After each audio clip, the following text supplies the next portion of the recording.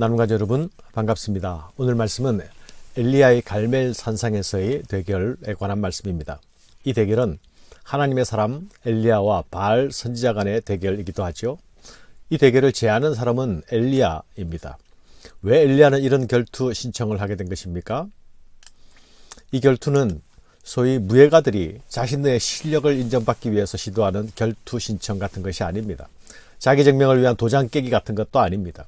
이 대결 신청은 세상에 푹 절여져 가지고 하나님의 백성의 모습도 잃어버리고 품위도 잃어버리고 하나님에 대한 감각마저 없게 되어버린 그 하나님의 백성들을 다시 일깨우기 위한 것입니다.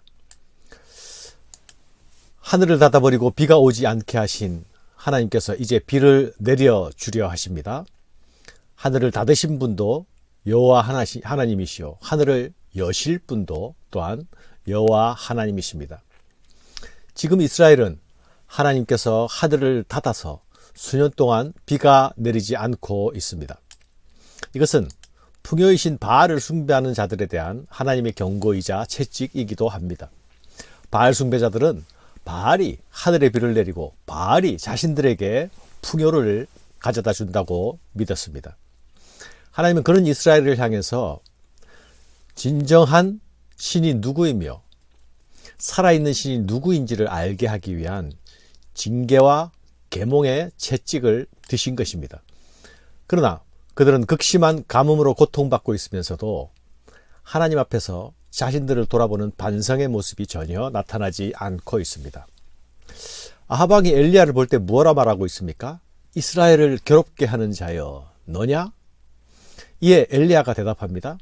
그가 대답하되 내가 이스라엘을 괴롭게 한 것이 아니라 당신과 당신의 아버지 집이 괴롭게 하였으니 이는 여호와의 명령을 버렸고 당신이 바알들을 따랐음이라. 아합 왕은 나라의 온 땅에 비가 오지 않는 것으로 인해서 불편과 고통만 느끼고 있었습니다. 이런 상황을 초래하게 된 원인이 자신에게 있다는 사실을 전혀 인식하지 못합니다. 실상 진정 이스라엘을 괴롭게 한 자는 아합 자신입니다. 하나님을 고통스럽게 만든 것도 아합 자신입니다. 여호와의 길을 버리고 다른 길로 가는 자는 하나님 아버지의 마음을 고통스럽게 만드는 것입니다. 그러나 하나님을 고통스럽게 하는 자는 세상마저도 고통스럽게 만듭니다. 이것이 죄의 무서운 파급력이죠.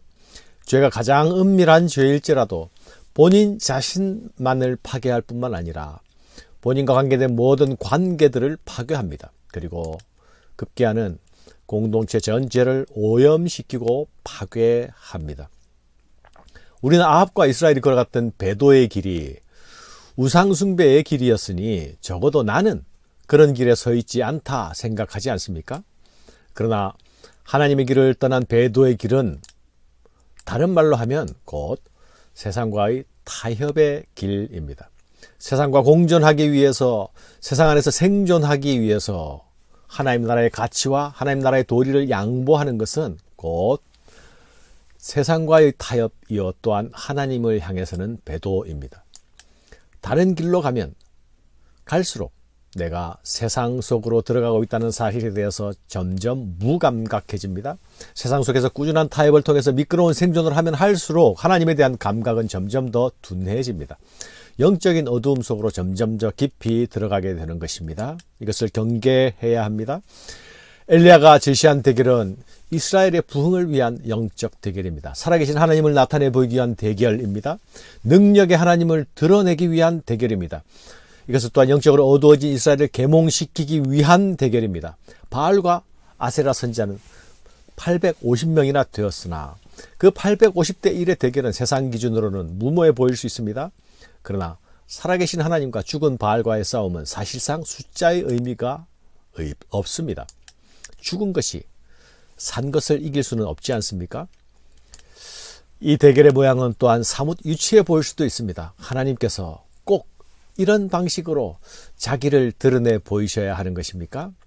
그러나 이렇게 유치해 보이는 것은 지금 이스라엘의 영적 상태가 유치한 것보다 더 못한 최악의 상황이기 때문입니다. 하나님께서 이런 설정을 하시면서 이런 기획을 하시면서 온 이스라엘을 불러 모으시는 것은 지금 최악의 상태에 놓인 자기 백성들의 상황 때문입니다. 이 상황을 엘리야가 잘 말하고 있습니다. 엘리야가 모든 백성에게 가까이 나아가 이르되 너희가 어느 때까지 둘 사이에서 머뭇하려느냐. 여호와가 만일 하나님이면 그를 따르고 바알이 만일 하나님이면 그를 따를지니라 하니 백성이 말 한마디도 대답하지 아니하는지라. 너희가 어느 때까지 둘 사이에서 머뭇하려느냐. 지금 이스라엘 백성들은 홀로 남은 하나님의 선지자와 450명의 바알 선지자 사이에 서 있습니다.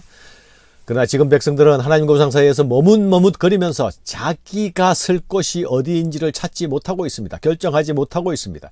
하나님과 바알 사이에 서서 자기가 있을 자리를 선택하는 선지자의 도전에도 불구하고 그들은 전혀 선택과 반응을 할 수 없는 영적 무능 상태에 있습니다. 혼돈 가운데 있는 것입니다.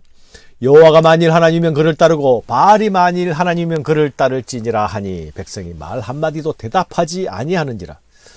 사랑하는 여러분, 예수님은 마지막 때에 배도의 시대가 올 것이라고 말씀하셨습니다. 그리고 지금은 분명히 배도의 시대입니다. 세상을 쫓고 세상을 따르는 시대가 아닙니까? 그러나 여러분, 이 세상과 하나님 사이에 회색지대나 완충지대가 없다는 사실을 여러분 알고 있습니까? 하나님이 아니면 우상이고 하나님이 아니면 세상입니다. 빛과 어두움은 함께 공존할 수가 없습니다. 하나님과 세상을 동시에 섬길 수도 없습니다. 나는 지금 세상과 하나님 사이에 내 자리가 어디인지 분명히 알고 있습니까? 나는 어느 줄에 서 있는지 확인하고 있습니까? 말씀이 나에게 너의 자리를 택하라 말씀하실 때에, 너의 자리를 확인하라 말씀하실 때에 반성과 성찰과 돌이킴 대신에 눈만 껌뻑껌뻑하고 있지는 혹시 않습니까? 세상에서 생존하는 것은 능한 자가 되었는데 영적으로는 이미 거의 장님 수준으로 떨어지고 있지는 않습니까? 송아지 둘을 놓고 누구의 신이 먼저 불을 내려 재물을 태우는지 대결이 벌어집니다. 바알 선지자들에게 먼저 기회가 주어지나 아침부터 저녁까지 부러지셨지만 바알은 침묵하고 있습니다. 그래도 안 되니 제단 주위를 뛰놉니다. 그래도 안 되니 더 소리 높여 부르짖습니다. 그래도 안 되니 자신들의 몸을 칼과 창으로 자해하면서 상하게 하지만 제단에는 아무런 변화가 없습니다. 정오가 지나고 저녁이 되어가지만 아무 일도 없습니다. 이 바알의 침묵은, 끝없는 침묵은 바알이 대답할 수 없는 죽은 신이라는 사실을 입증하는 것이었습니다. 사랑하는 여러분, 여호와만이 살아계신 참신이라는 사실을 우리는 믿고 고백하고 있지 않습니까? 그분만을 섬기고 그분의 말씀만을 따라 살고 있습니까? 하나님 편에 서고 말씀 편에 서고 있습니까? 오늘 우리들을 위협하는 우상들은 무엇입니까? 오늘 우리를 유혹하는 우상은 나무로 깎아 만든 바알 신상과 아세라 신상이 아닙니다. 그러나 오늘도 우리에게 풍요를 줄 것 같은 만몬이 우리 시대의 우상입니다. 돈이 우리의 우상입니다. 쾌락을 쫓고 탐하는 시대의 성과 섹스도 우리 시대의 우상입니다. 뿐만 아닙니다. 우리의 생각과 가치체계를 사로잡아서 우리를 끌고 가는 우리 시대의 이데올로기들도 우리 시대의 우상입니다. 우리는 나의 정치 이데올로기에 따라서 오늘도 하루하루 일희일비하고 있지는 않습니까? 하나님의 사람으로서 오직 하나님의 편에 서기 위하여서 이 시대를 분별하는 영적 지혜가 필요한 때입니다. 또한 내가 알고 믿는 대로 내가 아는 자리, 내가 믿는 자리, 내가 고백하는 자리에 서 있기 위하여서 믿음의 용기도 필요한 때입니다. 하나님, 이 아침에 나에게 영적 분별력을 주십시오. 또한 믿음의 용기도 함께 주십시오. 기도하며 시작하는 아침 되기를 바랍니다. 감사합니다.